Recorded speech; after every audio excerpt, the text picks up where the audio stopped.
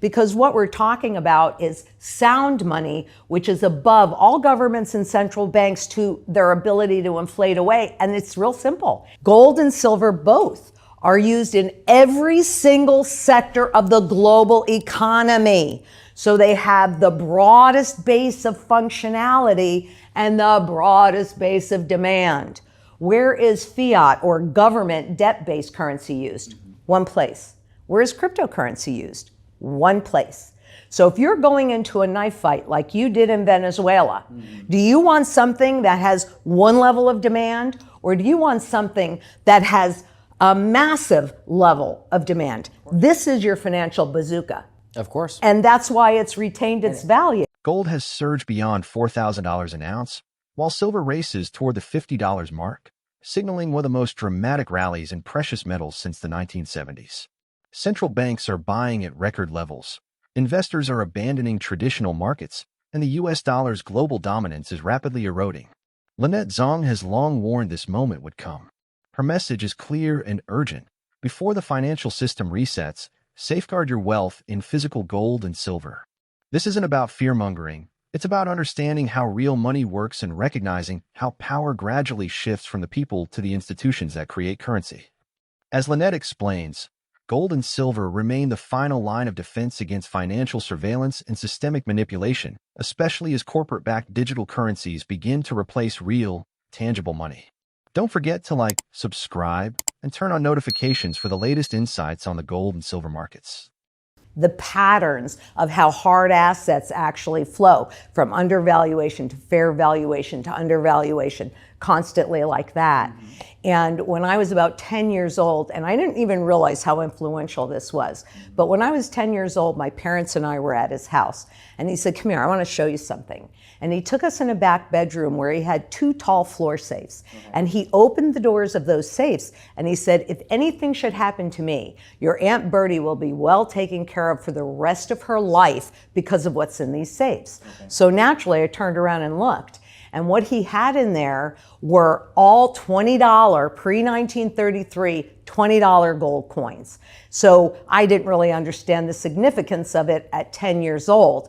But knowing what I know now, I would guess he had a minimum of 3,000 ounces. This would have been in 1964, when it was illegal in the US to hold more than 5 ounces of gold any other way than the way that he was holding it. So it was the kind of gold that not only could he hold, but he could actually use it in the normal market. Everything starts slowly, right? And they start the lie, and then they get you to believe the lie. So you have to also keep in mind that from 1913, when the Federal Reserve was first legalized, that they had 1 ounce, well, here it is.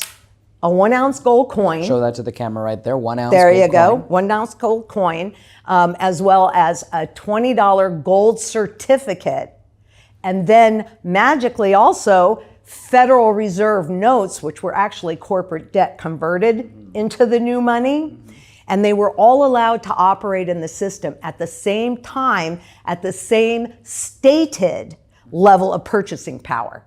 So the public got used to it for 20 years, right? 1913 to 1933. You adapt the population to it slowly, yeah. Over generations, people start forgetting. Exactly, exactly. So when they took the gold out of the system, which really they were taking the public's power away. Of course. It's a hidden tax. It's asset confiscation. Absolutely. But it was also setting up to go on to the pure debt-based system.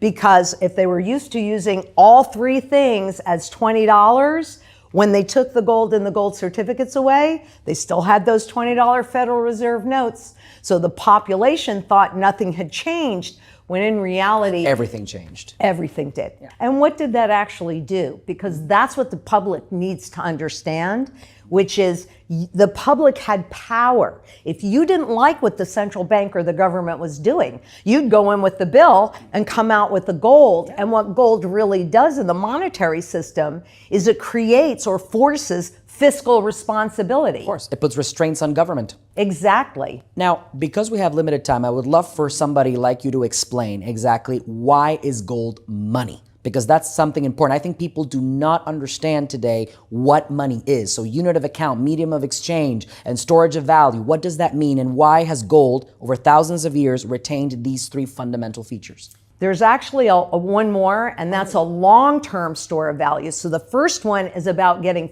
fairly paid for your labor today. And then that long-term store of value is whenever you go to use that money, it has the same purchasing power as it did for the labor that originally created it.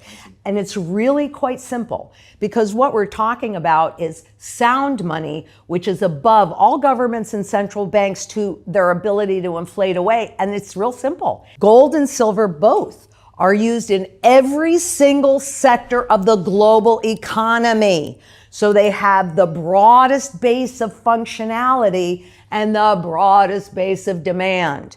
Where is fiat or government debt-based currency used? One place. Where is cryptocurrency used? One place.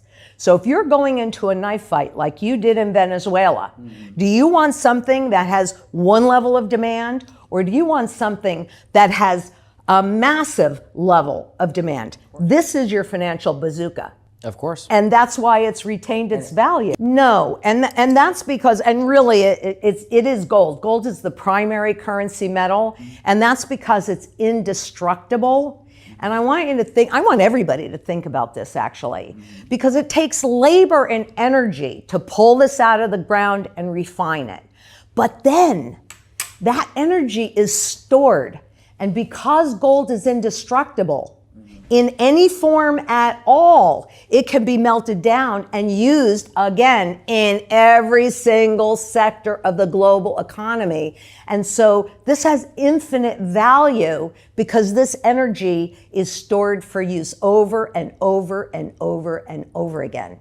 Yes. No, 100%. I think this is a very powerful sentiment. And I think throughout history, many tycoons have acknowledged this. Isn't there a famous quote, I'm pretty sure you know this better than I do, from JP Morgan? Didn't he say something like, gold is money, dollar is debt, or currency is debt, something like that? All other, yes, that is pretty close to what he said, that only gold is money, everything else is credit. Ah, there you go. Right? Okay. Everything else is credit. And the Bank for International Settlements, which of course is the central banker's central bank, has said, only gold has zero, is the only financial asset that has zero counterparty risk. Interesting. Right? Well, if it's credit, then that means it's a contract. How do you view those two assets? Do you view them coexisting? Are they rivals? What do you think? Wow, I have lots of thoughts on that. But number one, I started watching Bitcoin when it was about $7 a coin. So I've been watching this evolution. I do not think that it's an accident that Bitcoin came out to the public in January of 2009 and quantitative easing. So all that free massive amount of money came out in March of 2009. And I've also read the 1996 NSA white paper. So that's an American government agency. National Security Agency. Exactly. On how to make a mint. And if you go in, I mean, it's open source. You can go in and read it, and you're going to find a lot of similarities.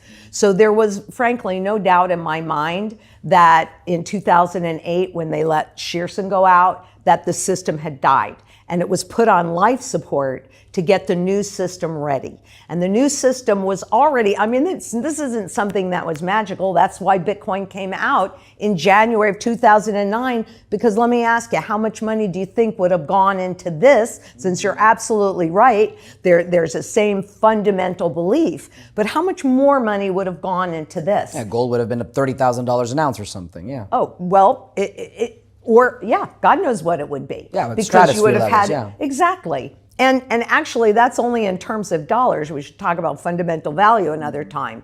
So I believe that Bitcoin was a Trojan horse and is a Trojan horse. Okay. To get people comfortable, get enough adoption to then go into this next surveillance economy. Zang warns that history is repeating itself. But this time, freedom is being replaced not by paper money, but by digital code taking the place of gold. She highlights the Genius Act, signed into law by President Trump, which quietly legalized stablecoins, digital currencies issued by major corporations and banks like Amazon and Walmart, backed by U.S. Treasury bonds.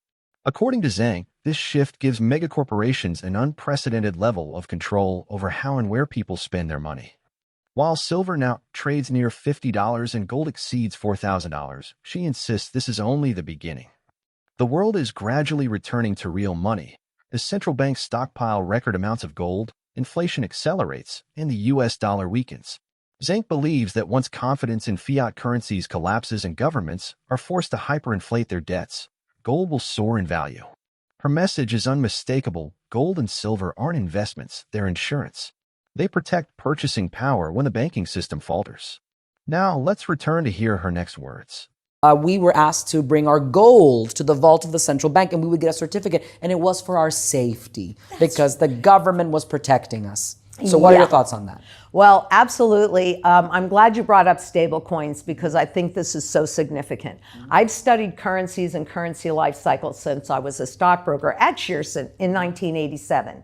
And what people don't realize is when President Trump recently signed the Genius Act, legalizing, so that's the first legal foundation for these cryptocurrencies, he changed the global monetary system. People don't realize it, but it doesn't matter. They didn't realize it. A big bombshell, ladies and gentlemen. So please, tell us what changed, how everything changed. Please go for it. Well, what he really did was he gave a legal foundation to this digital currency. And where you were talking about CBDCs, and of course in the US they're going, oh, no, CBDCs. But here's where we've got the parallel, and here's where there's a repetition of history. If you go back and look, in 1914, they had a foundation of gold. And then that fractional reserve system on a 10-to-1 basis, and I have all this evidence for it. I'm happy to give you the links and also the images. Then it was corporations, their debt that was converted into Federal Reserve notes and then put in circulation. So today, with the legalization of the stable coins, they're tied to dollars, but it's again the corporations like Amazon, like Walmart, like Costco, and I don't know that we have these all around the world, but all those big box retailers that are creating the stable coins, as well as the banks, etc. So take your pick. Do you want the Federal Reserve or a central bank with the CBDCs controlling everything? Or do you want Amazon and AI knowing how you think and how to nudge your spending patterns, all of that? Voila. And so I questioned for a very long time and kept researching and looking for it. What was going to justify the creation of the new money? Because in the current system, it's debt. And all I ever saw was either debt, which means we have to hyperinflate away the debt that's, and you've experienced that. I know what that looks like. You got to hyperinflate the debt away to start over. But now it's also going to be purchases. So you get into this ecosystem through Amazon or any other retailer. And correct me if I'm wrong, but I believe the U.S. government, through the Treasury or the Fed, I can't remember which one, already is one of the largest, or if not the largest, Bitcoin holder in the world. Well, they're not. They're holding a lot because of the confiscation of it, and so they're going to use it as an asset. But the bottom line really is if Amazon creates this infrastructure and now you're shopping with those stable coins, then Amazon has to go and buy treasuries to back the stable coins on a one-to-one basis. But there are no limitations or restrictions on how many entities or who, really, any corporation can issue stablecoins. Any government can issue stablecoins.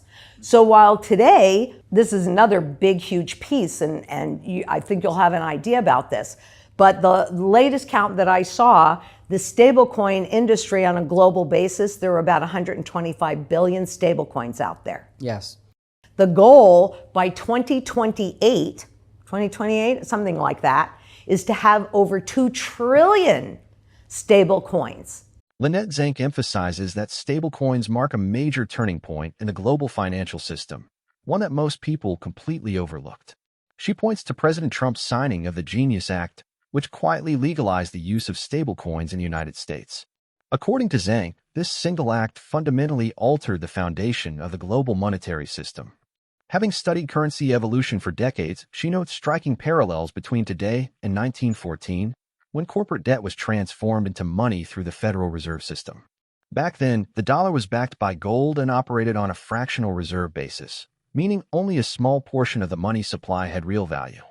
Zang warns that history is now repeating itself.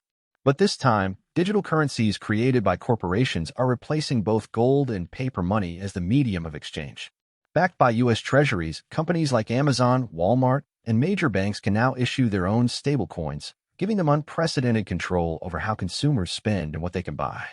She acknowledges that blockchain technology has genuine potential, such as enabling direct voting without politicians, but says it's instead being used to centralize power under corporate and government-backed digital currencies. Ultimately, Zang poses a critical question. The real issue isn't whether Bitcoin or stablecoins will win, but whether any digital money can ever truly exist outside the system.